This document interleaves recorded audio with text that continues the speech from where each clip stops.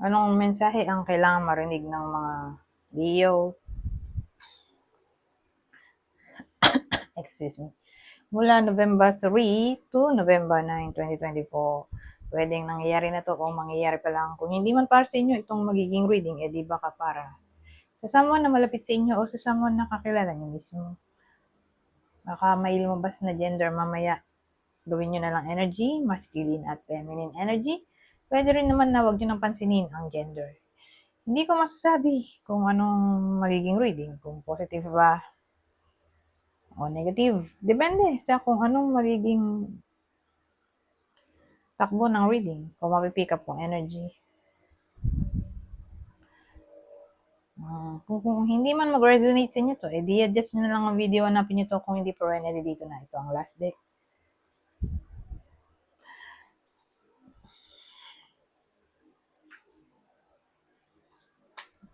Leo.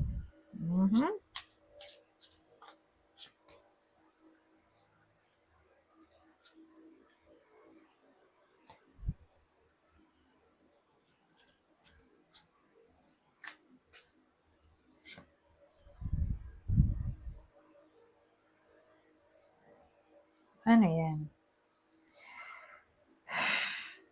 So, meron tayong 9 of Potions, Queen of Needles, the Moon, at Four of Presents.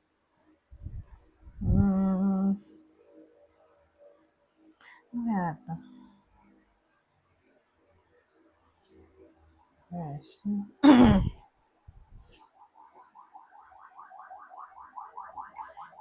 So, ang dating kasi sa akin, may babae dito. So, yung babae, probably single. O kaka-break lang niya. Depende. Pero babae siya.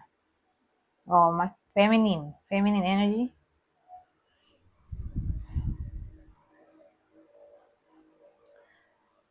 Kasi ang dating sa akin, case to case basis ha. Una,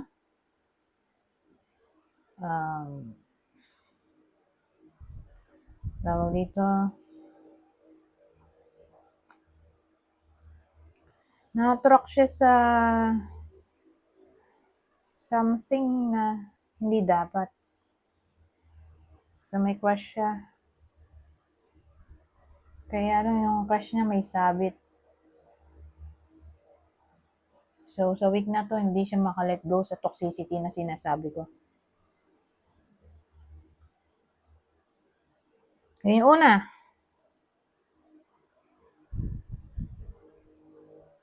Pangalawa,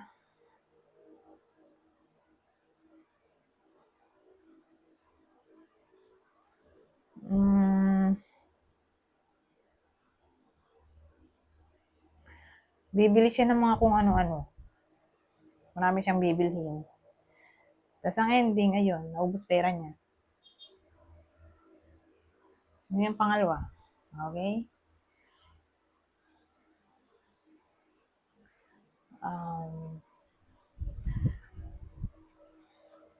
Ano tayo dito? So, pwedeng tumama sa inyo to kung babae kayo, na single. O kung hindi, di baka sa kakilala niyo na babae.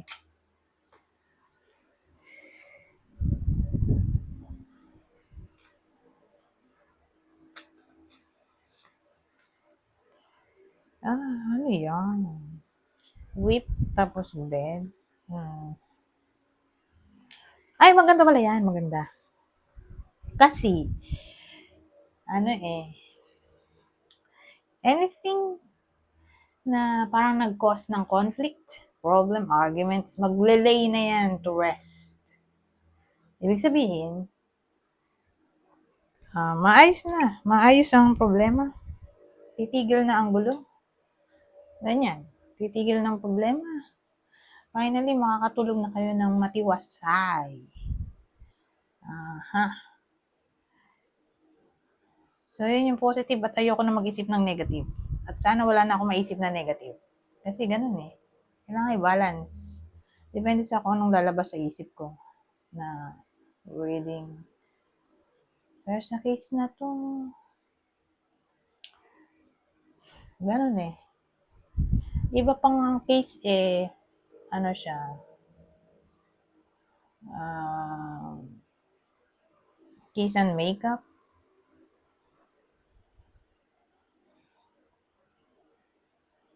Mm, ano pa? Passionate.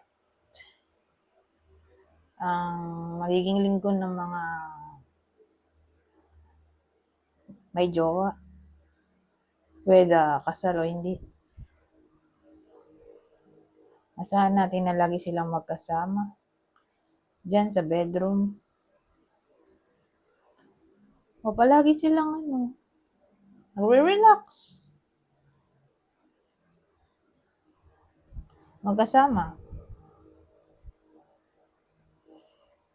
So again, intimacy na lang siguro ang magandang explanation. Asahan ang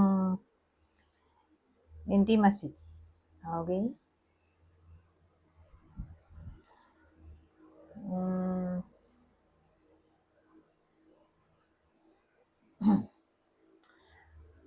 siguro yung iba sa inyo madalas mag-exercise doon sa kwarto.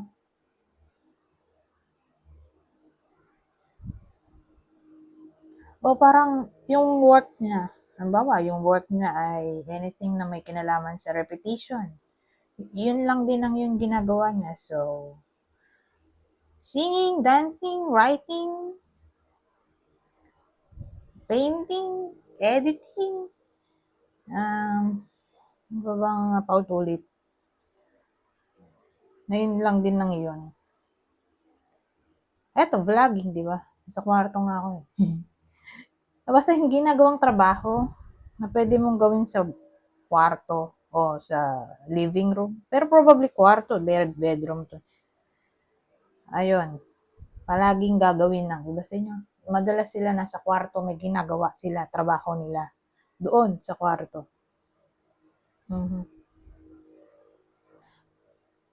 Pero grabe rin naman kung away to.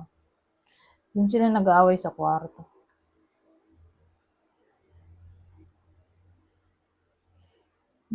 So case to case basis, di ba? Dahil general reading naman, maraming pwedeng mangyari sa maraming tao. So kunin nyo lang yung info na sa tingin nyo ay fit sa sitwasyon nyo o pwedeng makatulong sa inyo. Mm. So maganda rin yung may negativity para ma-prevent natin, di ba? Na mangyari.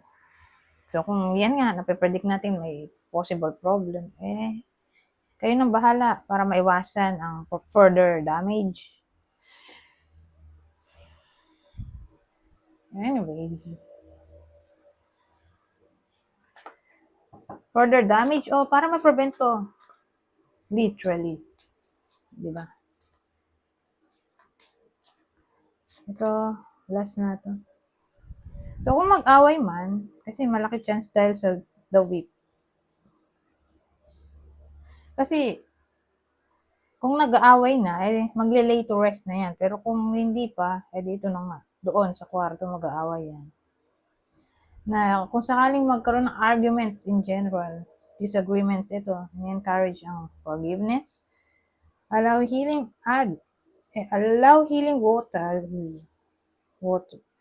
waters to wash away the pain of the past. Forgiveness, ito bonding. So yung bonding na sinasabi ko, ito rin yun, no? Yung sabi ko nga, intimacy, madalas na sa kwarto.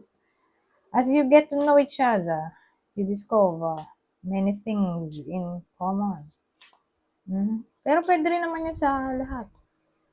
Friend, ka-workmate, case-to-case basis, pero yun nga, kung bonding, sama-sama. Pero ito kasi, love oracle kasi to. Usually, siyempre, love lang.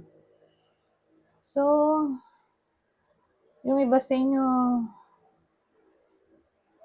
silang dalawa lang laging magkasama.